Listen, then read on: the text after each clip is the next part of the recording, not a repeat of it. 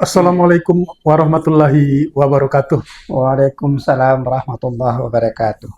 Penonton Jalan Buku Channel, salam jumpa kembali kita dalam pembahasan sebuah novel kehidupan yang diangkat dari kehidupan sosok seorang tokoh birokrasi Pak Samsudin. Pada tema kali ini kita akan mencoba untuk mengkaji, untuk meminta ataupun untuk mencoba untuk berdiskusi lebih lanjut dengan Pak Hasan M. Nur. Iya. Nah, kali ini kita akan berbincang tentang tema menarik rambut di dalam tepung. Nah, untuk kali ini Pak Hasan M. Nur. Iya. Tapi sebelumnya saya ucapkan juga selamat pagi, salam jumpa kembali ini ya. Selamat jumpa. Iya. Ini kalau menarik rambut dalam tepung ini rambut emak-emak atau rambut yang mau ditarik dari tepung. Ya, jadi Coba itu semacam metafor aja dari Ya. beberapa kasus yang dialami Bang Samsudin ketika berada dalam birokrasi kira-kira. Setidaknya ada dua kasus yang menurut kita agak membuat Bang Sam pada saat itu kesulitan untuk menyelesaikannya. Kasus pertama itu kalau masih ingat berkenaan dengan konser Lady Gaga, penari telanjang dari Amerika itu mau konser di Indonesia, yang pada saat itu pemerintah Indonesia seakan memberi isyarat, memberi lampu hijau lah kira-kira bahwa dia bisa datang konser di Indonesia. Dengan tentu saja dorongan dari para pebisnis internasional untuk melakukan konser di sini, dan pemerintah Indonesia seakan-akan sudah siap menerima itu. Nah, dalam kondisi seperti itulah Kementerian Agama dihadapkan pada pilihan untuk memberikan rekomendasi. Ya, karena akhirnya orang akan bertanya kepada dua lembaga, yaitu MUI dan Menteri Agama pada saat itu, Kementerian Agama. Nah, ketika Lady Gaga ini kan sosok penari telanjang di mana-mana ditolak, di mana-mana di wilayah lain itu ditolak hadirannya, kecuali di Amerika dan aliansinya. Karena itu Indonesia sebagai negara yang relatif menjunjung tinggi nilai-nilai etika, moral dan agama itu banyak yang mempersoalkannya, dan pada saat itu Kementerian Agama dihadapkan dengan dimintai pendapat. Ya. Nah, sosok Menteri Agama pada saat itu tidak bisa mengambil keputusan. Terus dia tentu mengajak teman-teman di lingkarannya, salah satunya adalah Bang Samsudin. Ya, jadi ada Pak Sam diberi kesempatan, punya kesempatan untuk memberikan pandangan.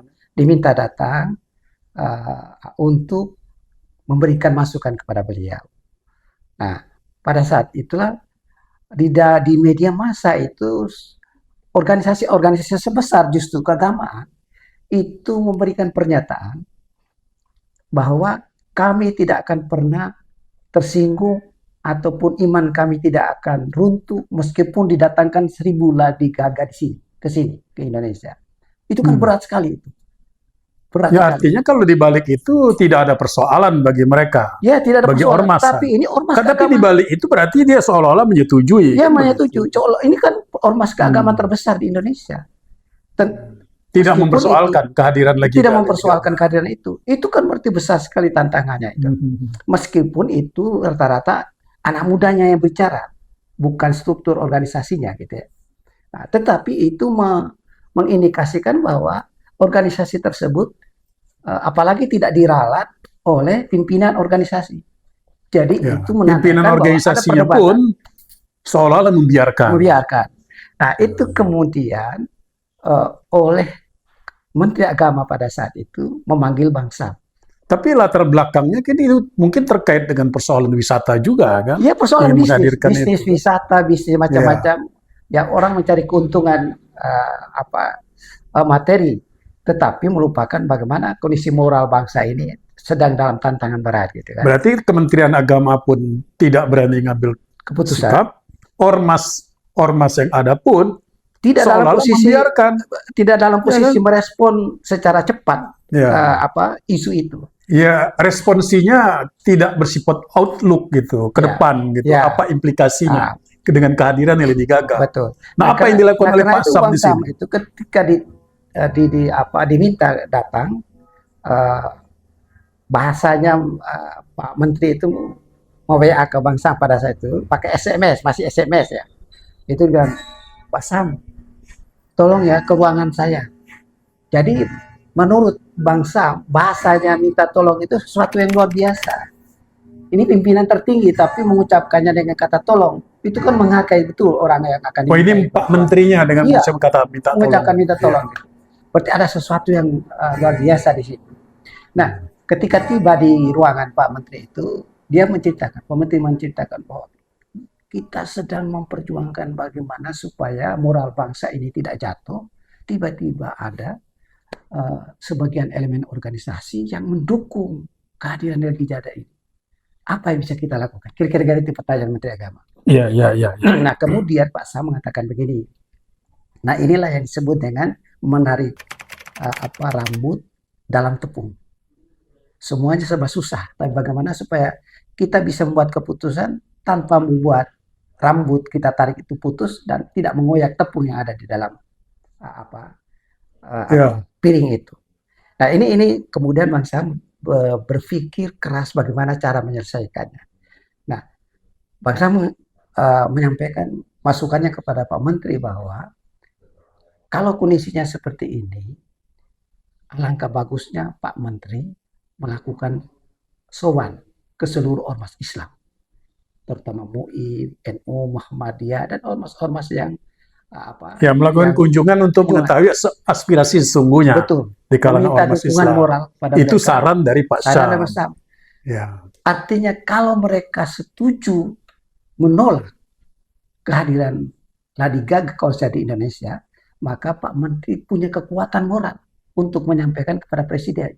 Karena ditakutkan atau dikhawatirkan bahwa Presiden punya agenda justru setuju dengan kehadiran Lady Gaga.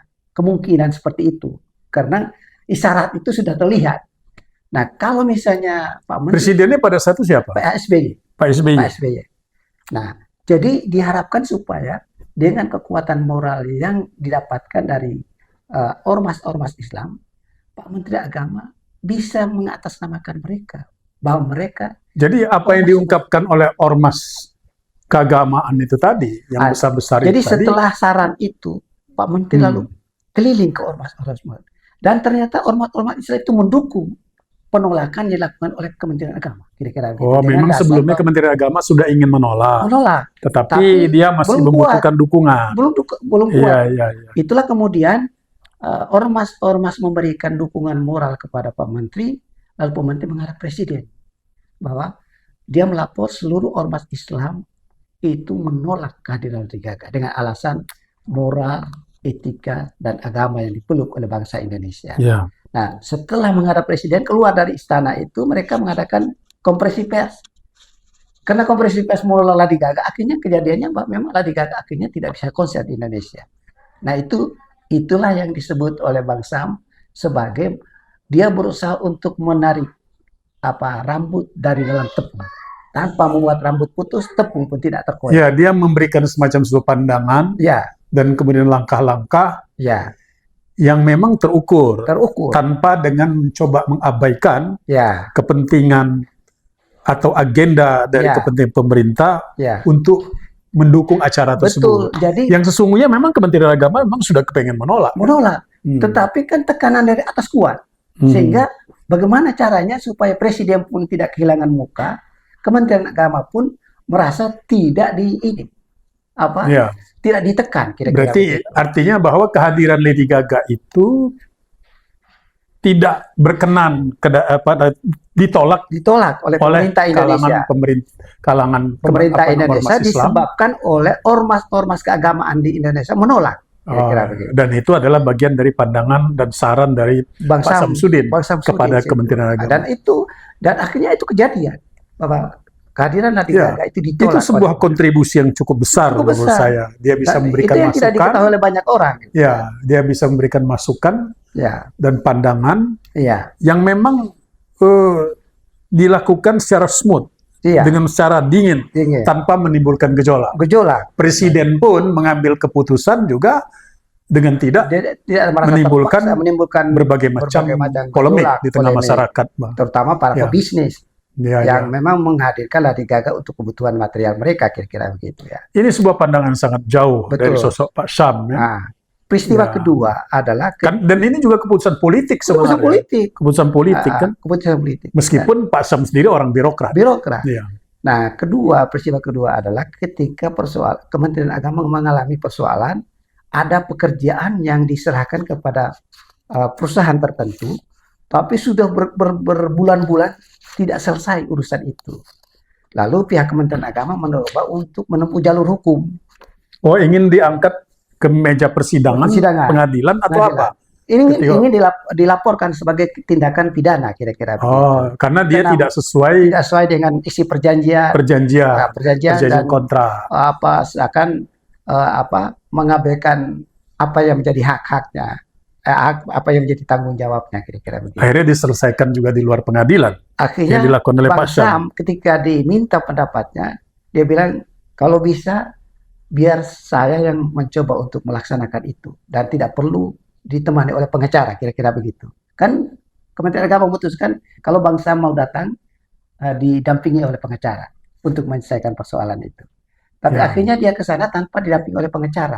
Artinya langkah-langkah prosesusia juga itu dia hindari. Dia hindari. Jadi penyelesaian konflik dengan melalui jalur hukum itu disiasati oleh Pak Syam dengan mencoba melakukan pendekatan kemanusiaan secara personal kemanusiaan. Ya, sebuah pendekatan menurut saya cukup bagus yang dilakukan oleh Pak Syam. Dan akhirnya di sana ketika dia bertemu, dia mencoba untuk melakukan hal-hal yang dalam negosiasi itu seperti diperlukan. Misalnya memuji bahwa dia mengatakan, Pak, Kementerian kami merasa senang bekerja sama dengan perusahaan Bapak dan kita bisa melanjutkannya jika kita melakukan hal-hal seperti begini.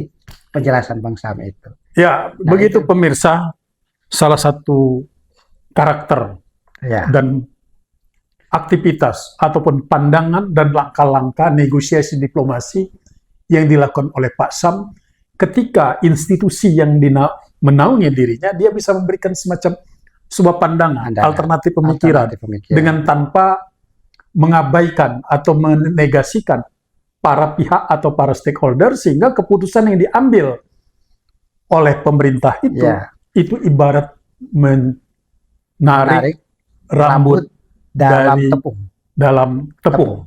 Dan itu cerminan sosok dari Pak Syam.